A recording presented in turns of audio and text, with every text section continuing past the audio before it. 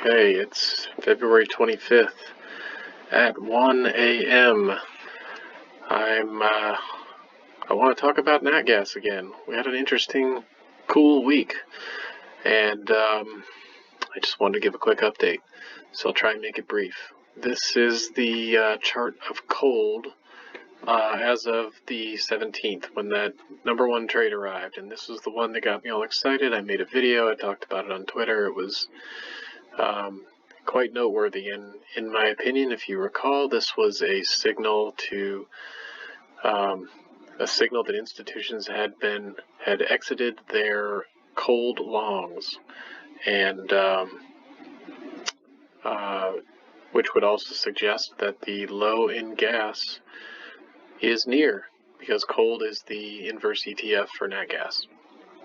So this is what it looked like last Friday. It's been about a week. As we discussed, there was the potential for overshoot, some kind of screw you middle finger move, some kind of spike that sometimes appears after this.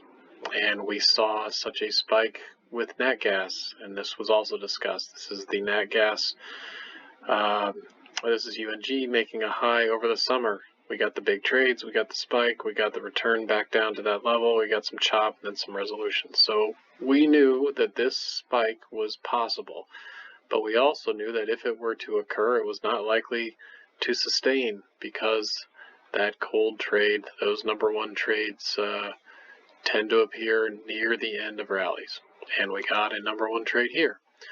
So the very next day, here it is. Here's that big spike. I think it was a 13 or 15% move. Frustrating.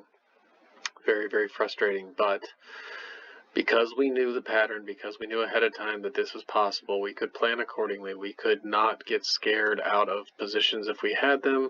We could know better than to try and attempt to trade it unless and until this had happened. We could be, like I said, prepared that this is a possibility. And with Natgas, you should expect this sort of thing. Natgas is so violent, it's so volatile, it's so unpredictable and difficult to trade. So why not? Why wouldn't it give you one last spike? Because that's what it did here, up over in the summer in the high.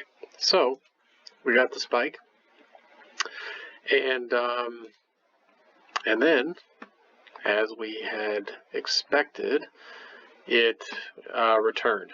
It resolved lower. We got the spike, and then day two, after that spike came in, we got a very strong sell.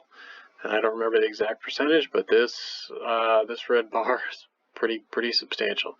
And then the next day we got another one, and then the next day we got another one. So we've had 3 strong days of selling in KOLD, as Natgas has rallied and oil has rallied, and now we are back at a point of some kind of potential support here.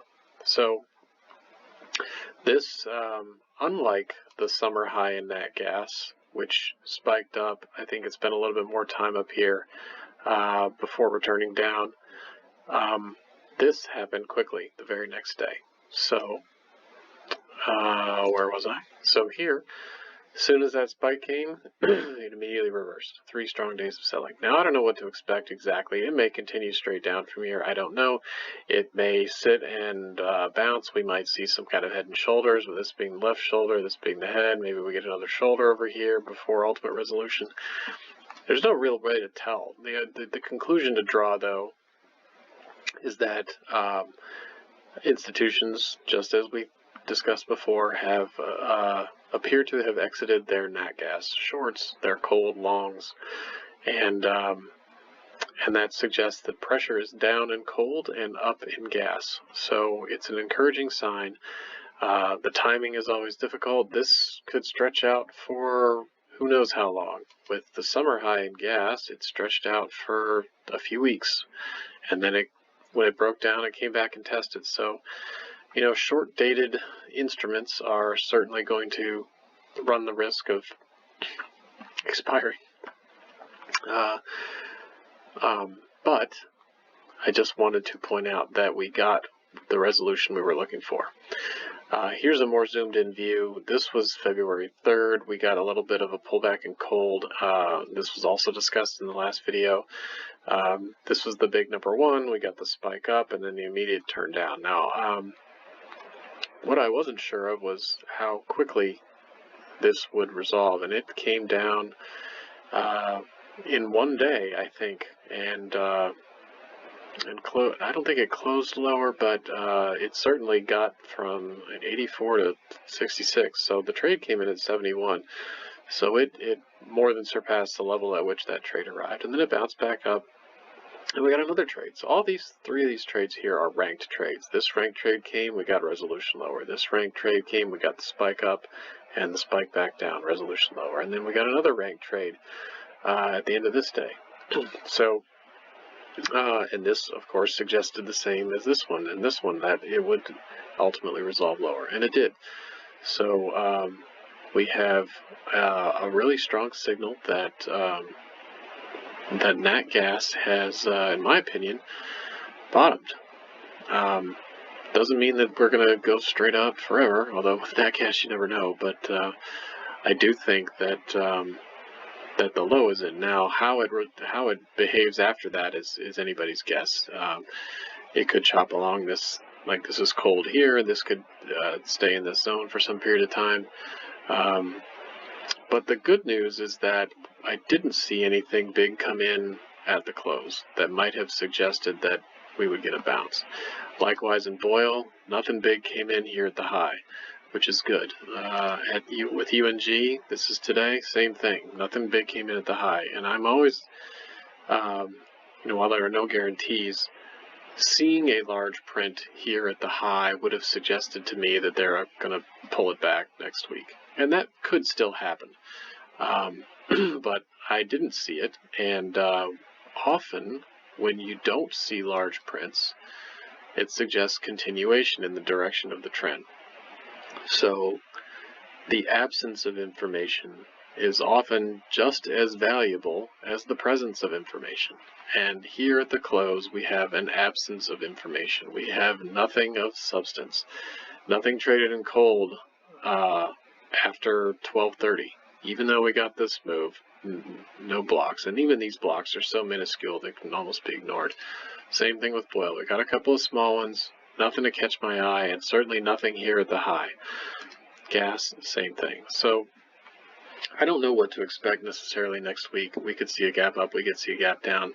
I think after 3 days of strong rallies, it would certainly be reasonable to expect gas to have some kind of nominal pullback just to reset. But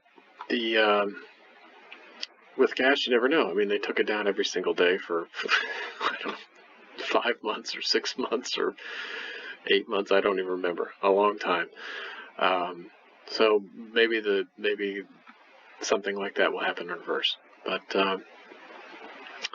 anyway, that's all I had to share. Just wanted to show you what the institutions were doing, which is, as of today, not a whole lot.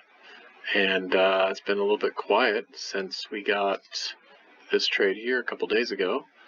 And certainly this was the one that matters the most. This is the one that gave me the confidence to know that that the low was likely close. In or close. Turned out not to be in, turned out to be close. Came the next day. And this spike up here in cold coincided with Natgas going below the 2 level, which some suggest was important. Maybe that tripped enough stops, finally, after months and months of declines. I don't know. But I think it went as low as 1.8 or 1.9, I don't recall. And now it's back up to 2.57 or somewhere in that zone. So it's been a nice little run for a few days for people who are long gas or interested in going long gas. And I think the future is bright. So we'll see. You never know. New information arrives all the time. The institutions could change their mind. They could put another big print out there or a bunch of big prints. They could do anything. No guarantees. We're only just playing probabilities here. And the probabilities now are, I think, in the favor of longs in the short term, in the near term. So that's it, guys. I'm keeping an eye on this pattern. You never know, but this is kind of what I'm watching for. We got the spike up, we got the spike down, maybe we get some chop, maybe it resolves lower later. I don't know. I'm sure seasonality will play into this somehow. Just have to see, but that is not my area of expertise. So that's it. If you have questions, send me an email. There's links down here. You can send me a tweet. You can put a comment on the video if you like. And if you like these videos, please subscribe, and I'll keep making them for you. If you want to follow this yourself, which I recommend, it's easy to do. Create an account, you get free access for a week, and then a small fee after that.